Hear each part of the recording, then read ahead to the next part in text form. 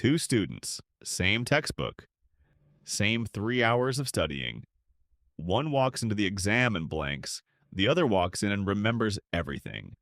What's the difference? It's not intelligence. It's not luck. It's one weird habit borrowed from Japanese students, and almost nobody in the West does it right. If you've never heard of this before, comment Japan. I want to see how many of you are about to have your studying flipped upside down. Here's the problem. You highlight your notes, you reread the chapter twice, maybe 3 times, and it feels productive. It feels like learning, but it's not.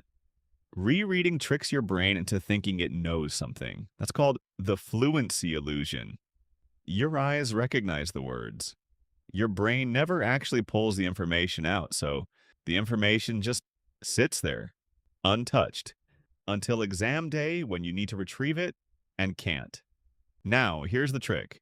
In Japan, there's a study method some students use that looks completely ridiculous from the outside. They talk to a wall. Seriously, a blank wall, or an empty chair, sometimes a mirror. They face it like it's a person, and they explain the material out loud like they're teaching it. One exchange student described doing this every night before finals, reciting entire chapters to her bedroom wall like it was her professor. Why does this work? Because talking forces retrieval. You can't fake explaining something you don't understand. The wall doesn't care if you sound smart. It just exposes the gaps instantly. So let's break down how to actually do this in 3 steps. First, close the book. You can't recite what you're still reading.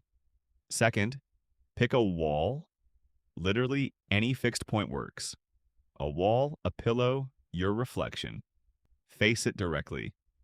Third, explain the topic like you're teaching a confused 12-year-old.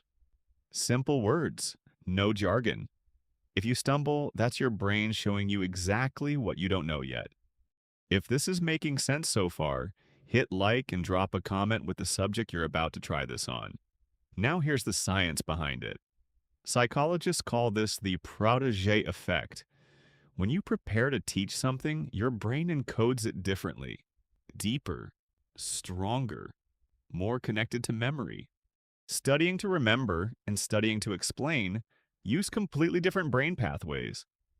Teaching wins every time. But there's one part almost nobody gets right, and it's the part that actually makes this method work long term. You have to let yourself get it wrong out loud. Most people stop the second they stumble. They peek at the notes, they fix it silently in their head. Hear yourself say it. Then go check the book and correct it out loud, from memory again.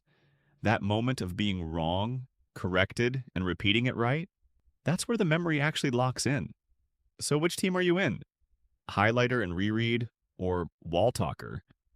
If you want more tricks like this, the ones your school never taught you, hit subscribe. This channel is for people who study smart, not just hard. See you in the next one.